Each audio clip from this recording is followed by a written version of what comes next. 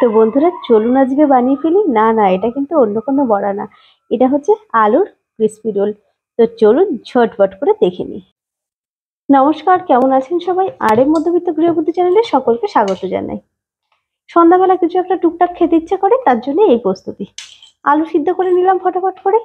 সবসময় তো বাজার থেকে কিনে এনে ভালোও লাগে না, আর খুব একটা হেলদিও না। তার জন্য এই যে আলুটা সিদ্ধ করে নিয়েছি, এবার ম্যাশ করে নেব। বানাবো আজকে আলুর ক্রিসপি বল। এতে খুবই অল্প জিনিস লাগে। এবার এই যে দিয়ে দিচ্ছি, এটা আলুটা ম্যাশ করা হয়ে গেছে, দিয়ে দিলাম শুকনো লঙ্কা। আমি এটা এমনি হাতেই করে নিয়েছিলাম, একটুখানি মিক্সিতে ঘুরিয়ে নিয়েছিলাম। চিলি ফ্লেক্স বাড়িতেই করে নিয়েছি, চিলি ফ্লেক্স দিয়ে দিলাম। এবার দিয়ে দেবো সামান্য একটু লঙ্কার গুঁড়ো,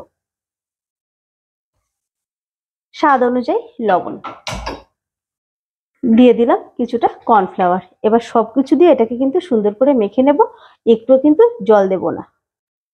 খুবই কম জিনিসপত্র লাগে, খেতে কিন্তু দারুণ টেস্ট। আপনারা চাইলে এর মধ্যে কিন্তু ছোট ছোট কিউব করে ওই চিজ দিতে পারেন। তো এটাকে কিন্তু এরকম অল্প অল্প কর্নফ্লাওয়ার দিয়ে মেখে নিতে হবে, না হলে কিন্তু বেশি কর্নফ্লাওয়ার হলেও ভালো লাগবে না, তাহলে কিন্তু জল লাগবে আর বলটা কিন্তু ফেটে যাবে। তো চলুন সুন্দর করে এটাকে মেখে নিই। দেখতেই পাচ্ছেন এটা কিন্তু অল্পই দিয়েছি একদম, মানে কোয়ান্টিটি বুঝে আপনারা দেবেন, অল্প অল্প করে এক চামচ করে দিয়ে এটাকে মেখে নেবেন। বেশ একটু আঠালো হয়েছে, তো আর একটুখানি কাজ আছে, যার জন্য আমি একটুখানি এরকম নরম মতো রাখলাম। এই যে আলুটা প্রায় কিন্তু মাখা হয়ে গেছে, এই সময় দিয়ে দিলাম একটু ভাজা গরম মশলা, মানে জিরে আর গরম মশলাটা ভেজে রেখেছিলাম সেটা। এবার এটা দিয়েও কিন্তু আরেকটুখানি এটাকে সুন্দর করে মেখে নেব।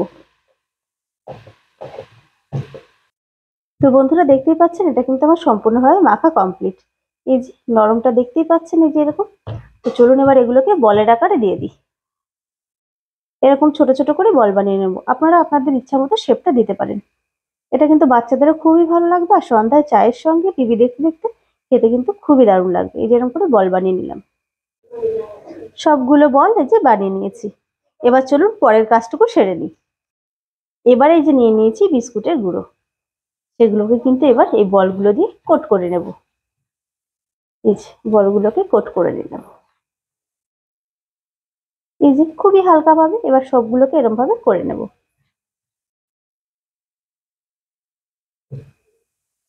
আবারও বলছি, অসম্ভব টেস্ট, কিন্তু অবশ্যই ট্রাই করবেন। আর বড় বড় রেস্টুরেন্টে যখন দেবে তখন তো ভালো লাগবে, সেটাই যদি বাড়িতে বানিয়ে খাই টেস্ট কিন্তু আরো বেড়ে যায়। আর এর মধ্যে আপনারা আপনাদের পছন্দ মতো মশলা দিয়ে দিতে পারেন, আমি খুবই কম মশলা দিলাম। তো এক এক করে সব কিন্তু কমপ্লিট করে ফেলেছি, দেখতেই পাচ্ছেন। এবার শুধু তেলে ভাজার অপেক্ষা। তেল গরম হয়ে গেছে, চলুন এবার ভেজে নিয়ে এগুলোকে। একটুখানি সিম আঁচে ভাজতে হবে, না হলে কিন্তু ওপর থেকে হয়ে যাবে, ভেতরটা কিন্তু হবে না। তো আমার তেলটা কিন্তু গরম হয়ে গেছিল মোটামুটি ভালোই, দেখতেই পাচ্ছেন। এটা কিন্তু ব্রাউন কালার হয়ে গেছে, আর অনবরত কিন্তু নেড়ে যেতে হবে। না নাড়লে কিন্তু একদিকটা হবে আর একদিকটা হবে না, আর ফেটেও কিন্তু যেতে পারে, ফেটে ভেতর থেকে বেরিয়ে যেতে পারে। এই যে হয়ে গেছে, চলুন এবার নামিয়ে নিই। তো বন্ধুরা আমি নামিয়ে ফেলেছি, দেখতেই পাচ্ছেন কতটা টেস্টি। মানে না খেলে তো বুঝতে পারবেন না, দেখে তো বোঝা যাবে না। তো এই যে একটা টুম্বুলি বেরিয়েছে, এটা আমি সঙ্গে সঙ্গে নাড়িনি, অনবরত না নাড়লে কিন্তু এরকম টুম্বুলি হয়ে যাবে। এই দেখুন, অসম্ভব সুন্দর কিন্তু, দেখতেই পাচ্ছেন। দারুণ টেস্ট কিন্তু খেতে, অবশ্যই একবার বানিয়ে দেখবেন। আজকের মতো এটুকুই, আবার একটা নতুন রেসিপি নিয়ে আপনাদের সামনে চলে আসবো। আর হ্যাঁ, অবশ্যই কিন্তু টমেটো সস কিংবা কাসুন্দি অসাধারণ লাগবে। তো টাটা।